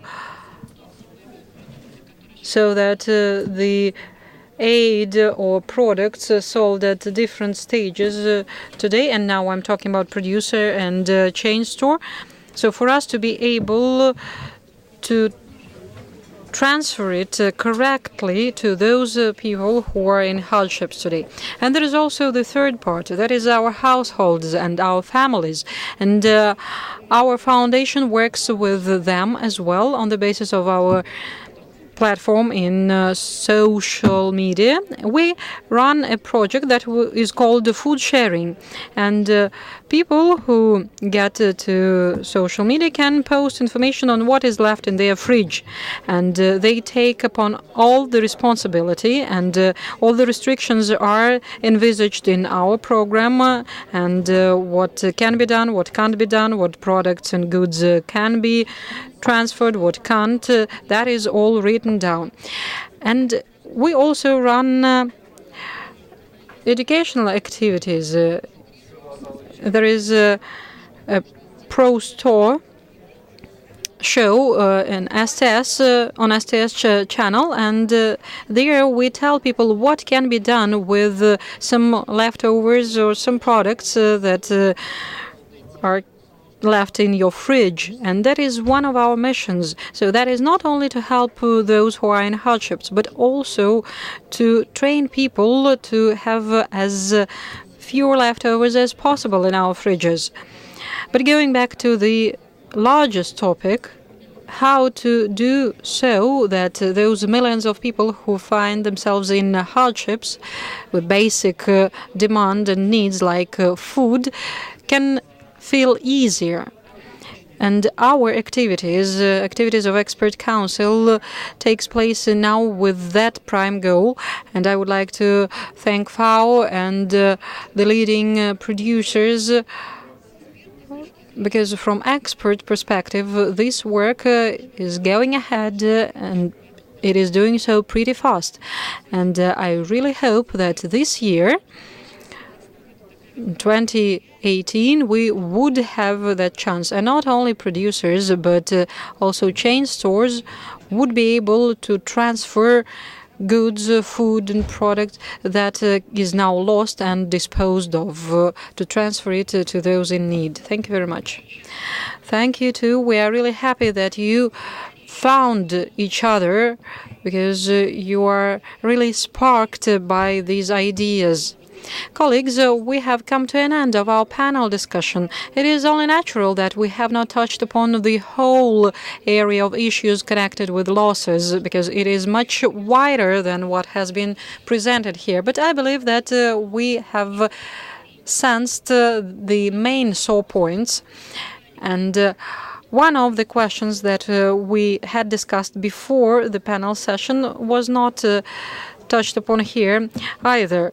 Legislature requires to give the lifetime of a product at any package from the producer, and not all products really have this lifetime, like for example tea or salt, because salt will not have any lifetime, as it will be salt a century later. But still, this date is imprinted onto the package, and the chain store, the retailer, will have to take it off their shelf at the end of the shelf life and dispose of it or throw it away.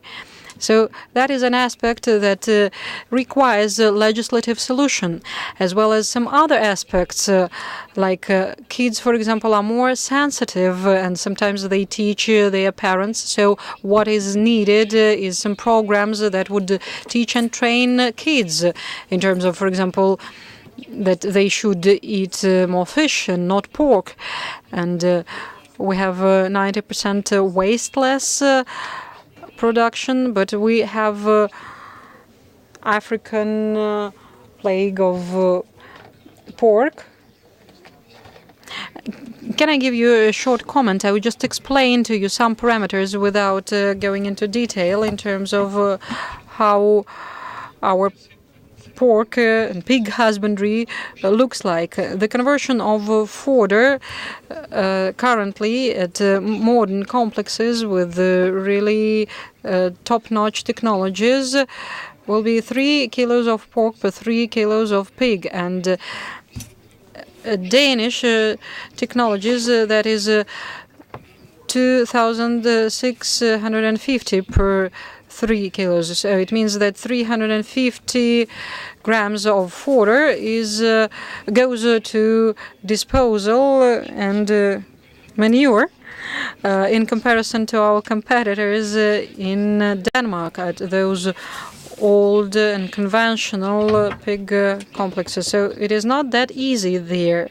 And I can give you one other example. I have a friend that deals with wheat production in one of the African countries, and that is a production where I found the lowest level of losses as compared to anywhere else. And there is a question of why. And he produces wheat at meliorated land that he had invested into, and the cost of wheat in that African country, the domestic market, I mean, he does not export it anywhere, is 450 USD. 450 USD per ton. And he has 2 harvests per year. He has resources, he has economy, and that is such a valuable product that would cost a lot, even if you lose a gram of it. So technology is something that fights losses at all stages. Thank you very much. And once again, it proves that the issue that we are discussing has a lot of aspects, and FAO also admits that economic aspect of losses is the one understudied. And at the World Congress of Agrarian Experts that would take place this August, we would like to call upon global economists to focus more on the economy of losses.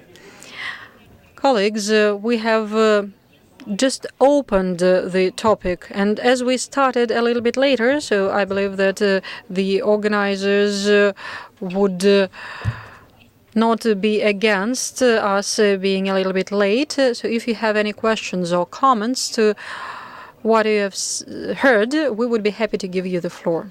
Yes, please.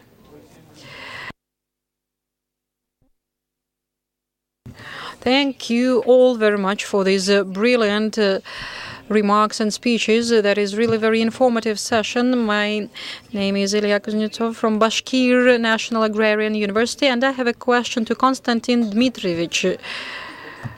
The huge work done by Russian Statistics Department is really hard toil, but if we compare the data of Eurostat and Rosstat, we will find certain differences on the one hand, and on the other hand, we are really interested in such data that economists, agrarian economists, would be able to use in different researches, like identifying seasonal character in different husbandries. And for example, we can find data on the fatness of milk. We can find monthly data on gross milk production. We can find data on yield per cow. And that is something that Eurostat provides. Does Rosstat have it? Before you start answering, I would like to take more questions, if there are any, so that we can give the panelists the floor after all the questions.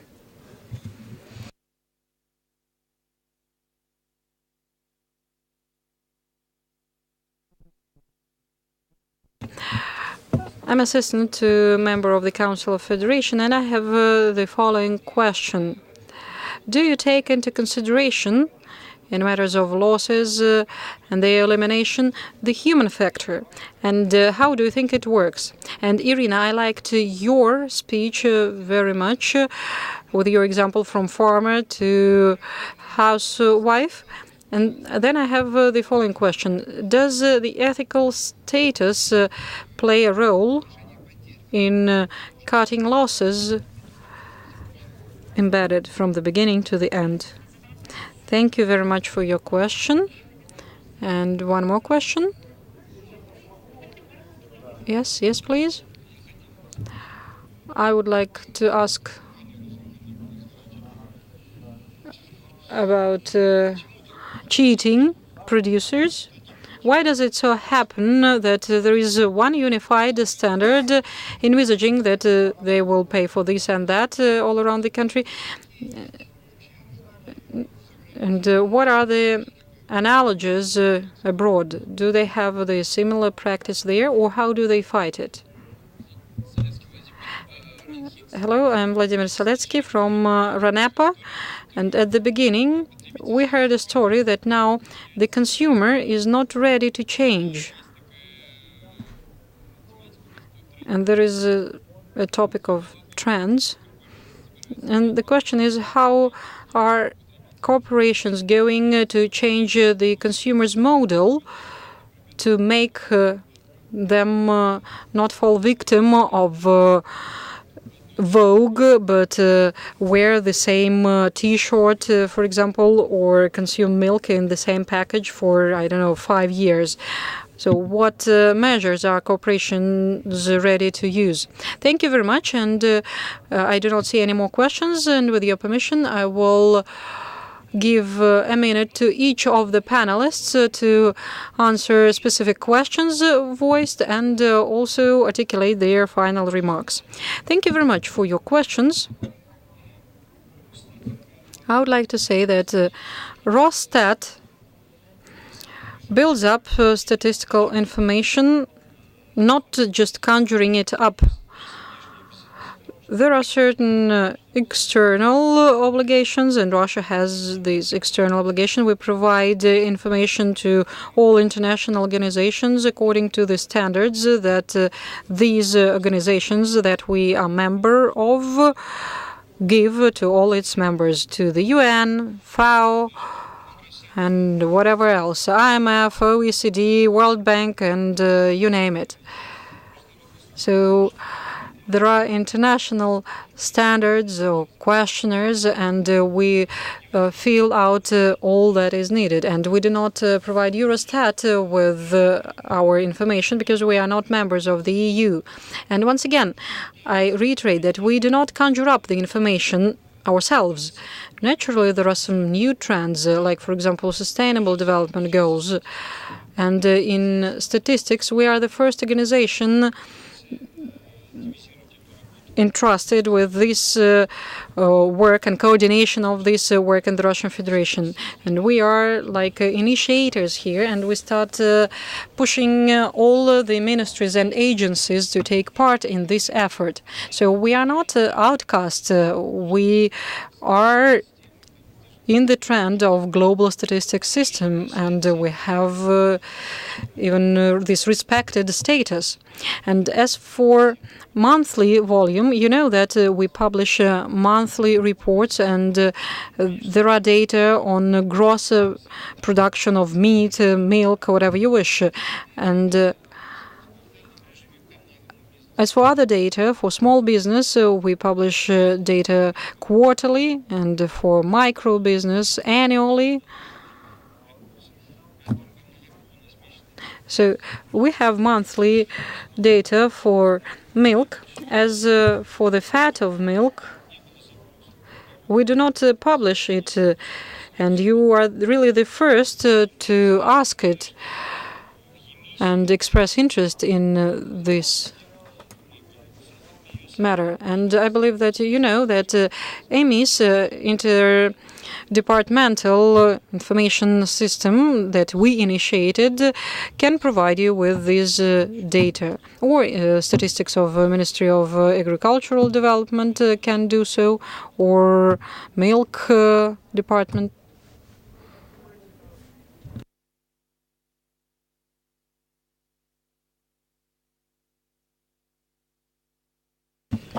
I would like to comment on the last question voiced here, that economy will regulate it all. Well, no, it won't. They will make effort to have 5 or 10 T-shirts, because that is economic process. And there is a very interesting book of Cornelia Werkel, Quotas or prosperity proponents. That is what the US economy is based on now. Because if a consumer does not buy, there will be no production. Therefore, both the seller and the producer are targeting at selling more. Therefore, there are all of these promo campaigns and all the rest. And the economy is following this path. And the government is trying to somehow adjust it. Whether it is doing that effectively or not, that is another question. And the question with the losses is really very interesting, and it is really highly intertwined with the mindset. Why can't we come up with one prescription globally? Because all countries are different, and in Africa they may save every grain but throw away fish, for example, though it costs a lot there as well. And if you visit the land sites in Africa, you will see how much fish thrown away there is. So it depends a lot on the maturity of certain economic society. And but still, any economic process is targeted at getting maximum profit. But maximum profit goes hand in hand with a lot of waste, because you sell fast or not fast, but having this turnover of money, and this connection between business, community, and the state should be at a high level. As for a question on the system of storage, why does it work like that? Everything is quite clear and simple. The appropriate system of storage developed around the world. We can take a look at the American case, European case, the system of storage at the production facilities. If the producer is to apply to the storage facilities to resort to these services, it entails cheating at different stages. We have an inherited system from the USSR of storing the products, and still hasn't been developed and improved. That's why we do have problems. As for other things voiced, I would give you a brief example. Where is the cause of such a phenomenon in pig production and pork production? What is the issue? We need to look into the root problems of the system of incentives we adopted, unfortunately mistaken,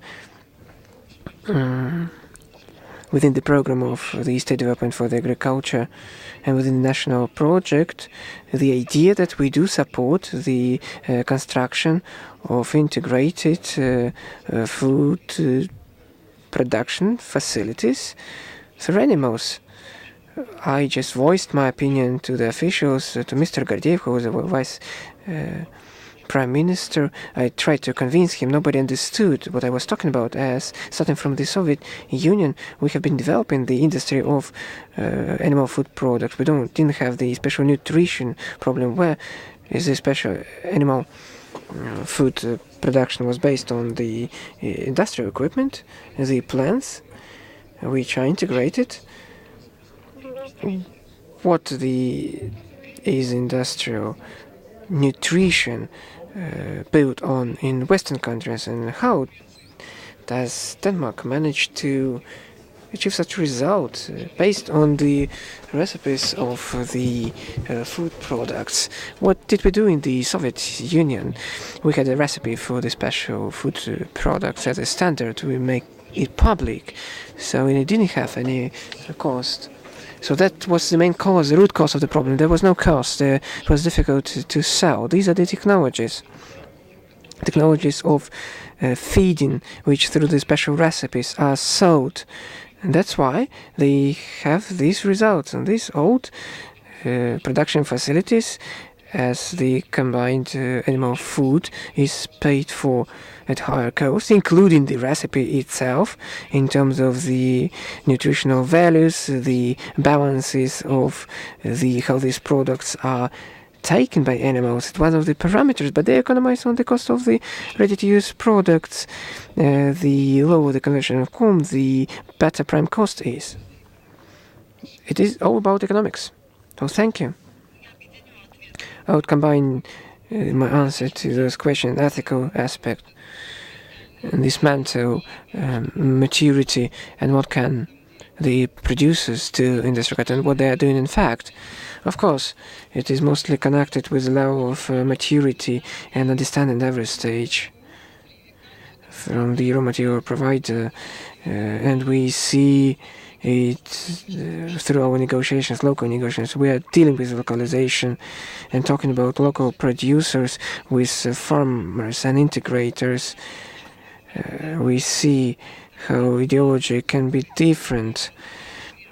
Sometimes this program is integrated inside the project. In some cases, they do not even think about it. I will insist on the previous position that the economics is not tackled, and in this regard, it works like that. Talking about the rapprochement of Vasily Igorevich that the producers cannot help.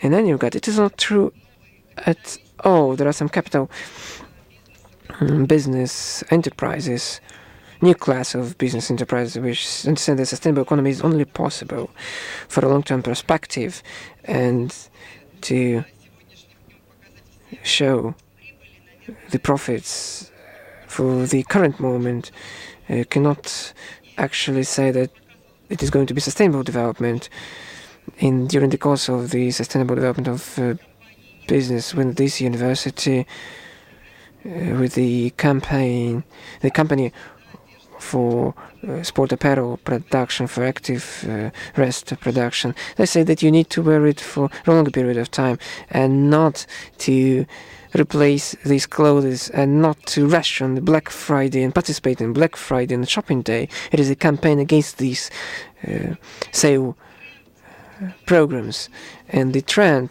which was connected with the crisis when from big networks where they have a special so-called usage, they get used to buying everything in abundance. The culture is improving, and it is for the better. My example, the practical example, one day in Auchan I bought, for some reason, don't know why, 5-liter ban of rice.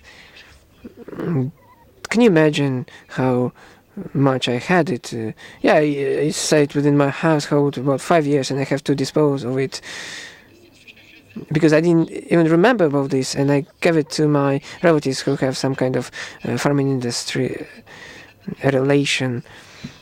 So when we want to have fresh non-conservatives with a long shelf life, we need to give lower formats, but clean formulas. Everything is in abundance, actually, and to give up the idea to buy everything in abundance, or this unreasonable purchase and reasonable approach actually causes the wrong diets. Before moving to the healthy diet within my family, I do remember what kind of baskets we had, how we disposed of them, and how we looked like in our family, and what has happened over the last 2 years, where this basket decreased by 3 times, and the quality of food has increased as this pyramid has changed towards the vegetables, the fiber product. I had a joke on my Facebook about 2 years ago posted. What if in this price of ruble can be related to every calorie? Everything which is not healthy, it is expensive, and you see what kind of calories you can get. There is a good trend, and Secretary, I resort to you. We need to support these producers. It is not marketing.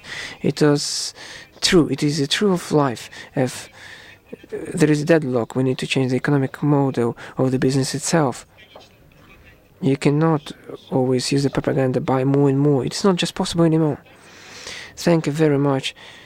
Within these last minutes, we have said almost what has been said within 15 minutes, and let me answer the question about the human factor.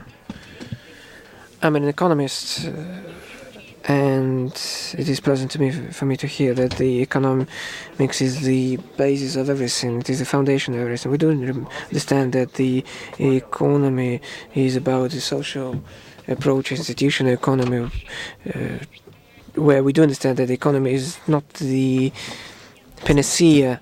So it has a counter impact on economy, and 2 tiny examples which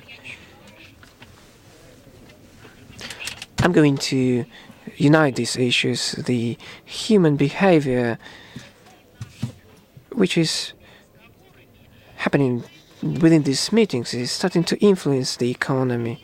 The companies are competing on the market by responding to the aspiration of the societies. The companies which are going to put within their brand label that we are zero waste technology utilizers have a bigger chance in Europe or in the United States to sell compared with those companies which do not put this on their label. It used to be peoples in the USA, the rice produced by the Indians, produced by a particular tribe. It is 3 times more expensive compared with the conventional rice, but it is bought in great abundance, unlike other kinds of rice. So the comprehension within the society of some problems starts to impact the competitive environments, that starts to impact the society. That's why the teaching this is very important. The non-consumerism theory in Europe, when the European consumer starts to oppose to these ideas. There is a living product who has been using the washing machine for 30 years, and they say, you know, there are modern models. Why should I change my washing machine? It is working, and you know, we use our car for 5 years and then we need to replace it. So what is the purpose of that?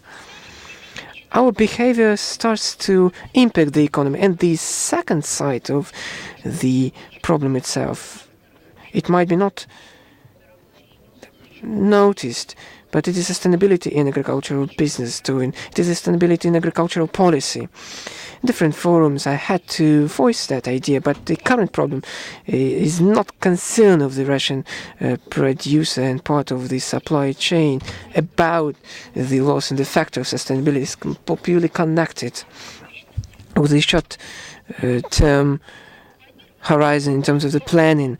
The planning horizon for an average company is about 4 to 5 years, not talking about companies with special umbrella, so-called. It is mostly connected with the unsustainability in the public policy. Every business can adjust to any global environment, to weather conditions. To what the business cannot adjust is the unsustainability and inconsistency in its own public policy. The export prohibition, the embargo on export. When you have the signed contract and you have a vehicle in Vladivostok waiting to transport your product, and you're just prohibited to do that. 3 months ago, with one of the deputy ministers, we had to participate in one of the forum. He said, and I'm going to quote him, "Our goal is a sustainable agricultural policy. Therefore, this year, we have conducted regulation replacement of this." It's like a joke. You just either put on something or just get rid of your cross. From my perspective, one of the problems of waste is rooted in the lack of long-term approaches. For example, a fishery company, and it doesn't care about the fish in place. It is going to fight this situation. The company is going to stay for a long period of time. It is going to be concerned and tackle those sustainable factors. I think that we have managed to persuade each other that the waste is a new challenge to the development, global development, agricultural sector, particularly in Russia. As let me thank everyone participating in our panel discussion. Our colleagues have presented brilliant ideas to the full extent. And thank you very much, dear colleagues, for this participation, for this discussion. So thank you.